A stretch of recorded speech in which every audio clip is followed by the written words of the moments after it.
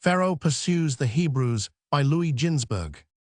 When Pharaoh permitted Israel to depart, he was under the impression that they were going only a 3 days' journey into the wilderness for the purpose of offering sacrifices.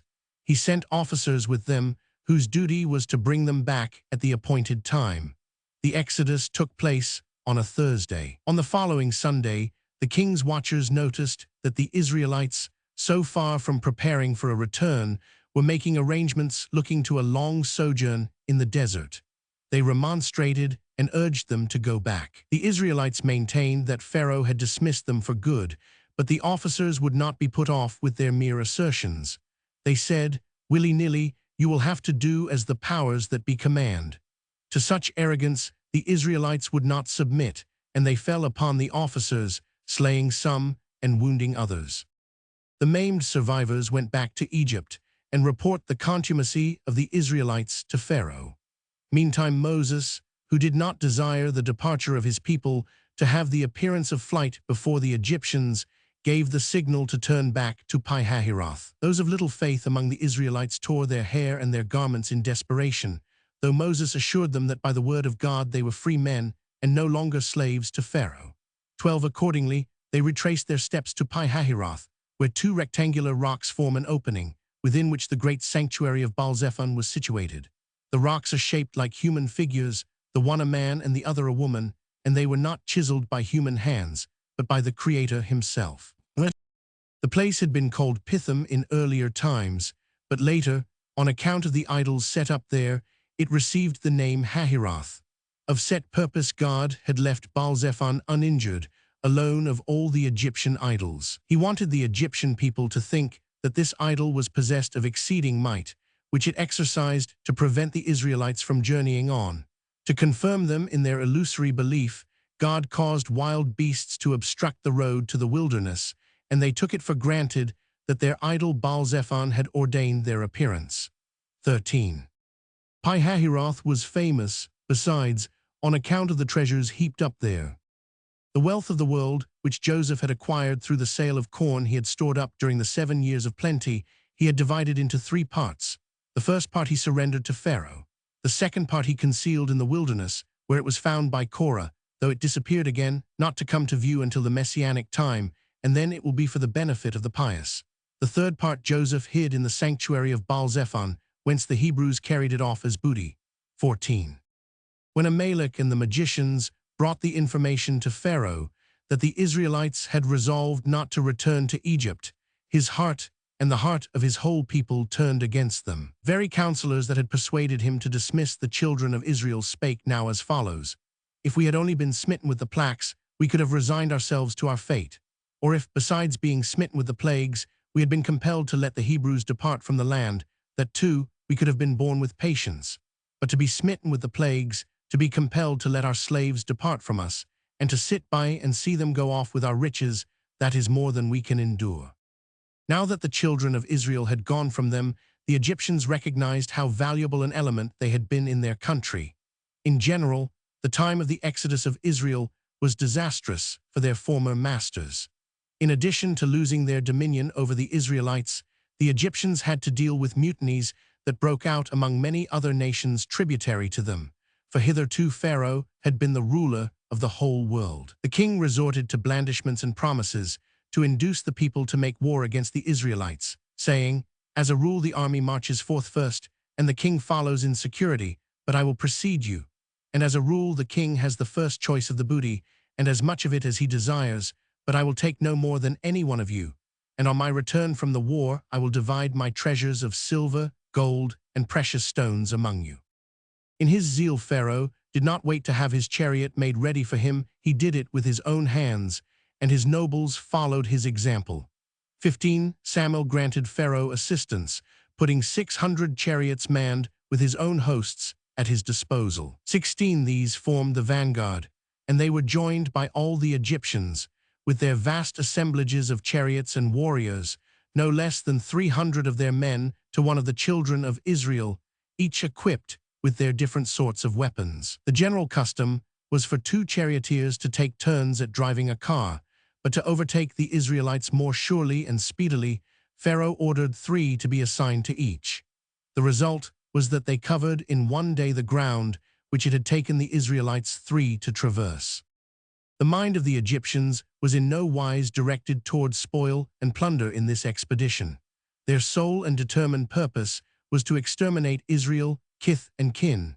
As the heathen lay great stress upon omens when they are about to start out on a campaign, God caused all their preparations to proceed smoothly, without the slightest untoward circumstance. Everything pointed to a happy issue. 17 Pharaoh, himself an adept in magic, had a presentiment that dire misfortune would befall the children of Israel in the wilderness, that they would lose Moses there, and there the whole generation that had departed from Egypt would find its grave. Therefore he spoke to Dathan and Abiram, who remained behind in Egypt, saying, Moses is leading them, but he himself knows not whither. Verily, the congregation of Israel will lift up their voice in the wilderness and cry, and there they will be destroyed. He thought naturally that these visions had reference to an imminent future, to the time of his meeting with his dismissed slaves. But his error was profound. He was hurrying forward to his own destruction. 18. When he reached the sanctuary of Baal-zephon, Pharaoh, in his joy at finding him spared while all the other idols in Egypt had been annihilated, lost no time, but hastened to offer sacrifices to him, and he was comforted. For, he said, Baal-zephon approves my purpose of drowning the children of Israel in the sea. 19. When the Israelites beheld the huge detachments of the Egyptian army moving upon them, and when they considered that in Migdol there were other troops stationed, besides, more indeed, than their own numbers, men, women, and children all told, great terror overwhelmed them. 20. What affrighted them most was the sight of the angel of Egypt darting through the air as he flew to the assistance of the people under his tutelage. They turned to Moses, saying, What hast thou done to us? Now they will requite us for all that hath happened, that their firstborn was smitten, and that we ran off with their money, which was thy fault, for thou didst bid up borrow gold and silver from our Egyptian neighbors, and depart with their property. The situation of the Israelites was desperate. Before them was the sea, behind them the Egyptians, on both sides the wild beasts of the desert. 21. The wicked among them spoke to Moses, saying, While we were in Egypt, we said to thee and to Aaron, The Lord look upon you, and judge, because ye have made our savor to be abhorred in the eyes of Pharaoh, and in the eyes of his servants, to put a sword in their hand to slay us. Then there died many of our brethren during the days of darkness, which was worse than the bondage in which the Egyptians kept us. Nevertheless, our fate in the desert will be sadder than theirs. They at least were mourned, and their bodies ere buried, but our corpses will lie exposed, consumed in the day by drought and by frost in the night. Moses in his wisdom knew how to pacify the thousands and myriads under his leadership. He impressed them with the words, Fear ye not, stand still, and see the salvation of the Lord. When will his salvation come? Questioned the people, and he told them it would appear the following day, but they protested, We cannot wait until tomorrow. Then Moses prayed to God, and the Lord showed him the angel hosts standing ready to hasten to the assistance of the people. They were not agreed as to what they were to do. There were 4 contending parties. The opinion of the first party was that they seek death by drowning in the sea, of the second, that they return to Egypt. The third was in favor of a pitched battle with the enemy, and the fourth thought it would be a good plan to intimidate the Egyptians by noise and a great hubbub. To the first Moses said, Stand still, and see the salvation of the Lord. To the second, The Egyptians whom ye have seen today, ye shall see them again no more forever. To the third, The Lord shall fight for you, and to the fourth, Ye shall hold your peace. What then shall we do? These asked their leader, and Moses answered them, saying, Ye shall bless, praise, extol, adore, and glorify him that is the Lord of war. Instead of the sword and the 5 sorts of arms which they bore, they made use of their mouth, and it was of greater avail than all possible weapons of war. The Lord hearkened unto their prayer, for which he had but been waiting. 23. Moses also addressed himself to God, saying, O Lord of the world, I am like the shepherd who, having undertaken to pasture a flock, has been heedless enough to drive his sheep to the edge of a precipice, and then is in a despair how to get them down again. Pharaoh is behind my flock Israel, in the south is Baal-zephon, in the north Midgul, and before us the sea lies spread out.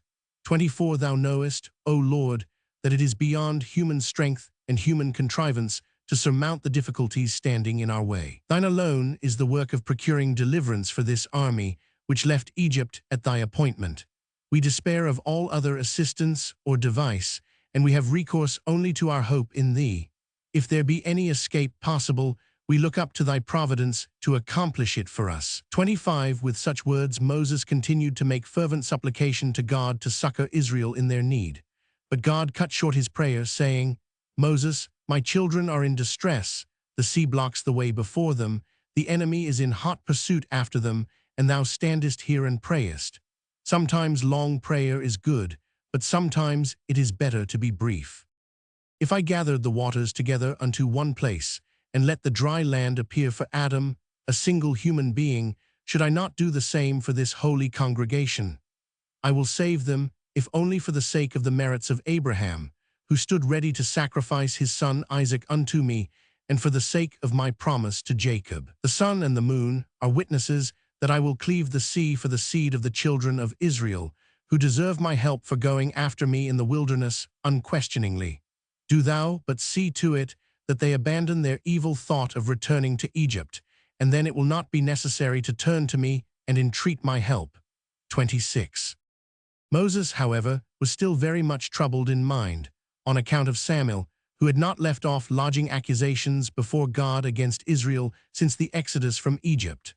The Lord adopted the same procedure in dealing with the accuser as the experienced shepherd, who, at the moment of transferring his sheep across a stream, was faced by a ravening wolf. The shepherd threw a strong ram to the wolf, and while the two engaged in combat, the rest of the flock was carried across the water, and then the shepherd returned and snatched the wolf's supposed prey away from him. Samuel said to the Lord, Up to this time the children of Israel were idol worshippers, and now thou proposest so great a thing as dividing the sea for them. What did the Lord do? He surrendered Job to Samuel, saying, While he busies himself with Job, Israel will pass through the sea unscathed, and as soon as they are in safety, I will rescue Job from the hands of Samuel. 27. Israel had other angel adversaries besides. Uzzah, the tutelary angel of the Egyptians, appeared before God and said, O Lord of the world, I have a suit with this nation which thou hast brought forth out to Egypt. If it seemeth well to thee, let their angel Michael appear, and contend with me before thee. The Lord summoned Michael, and Uzzah stated his charges against Israel. O Lord of the world, thou didst decree concerning this people of Israel that his hall be held in bondage by my people, the Egyptians, for a period of 400 years. But they had dominion over them only 86 years. Therefore the time of their going forth hath not yet arrived. If it be thy will, give me permission to take them back to Egypt, that they may continue in slavery for the 314 years that are left, and thy word be fulfilled. As thou art immutable, so let thy decree be immutable.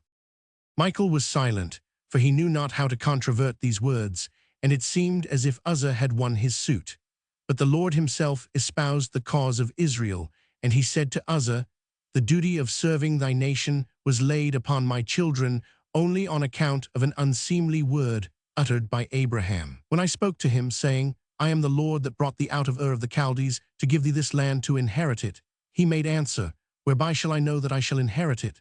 Therefore did I say to him, Thy seed shall be a stranger. But it is well known and manifest before me that they were strangers from the day of Isaac's birth, and, reckoning thence, the period of 400 years has elapsed, and thou hast no right to keep my children in bondage any longer. 28.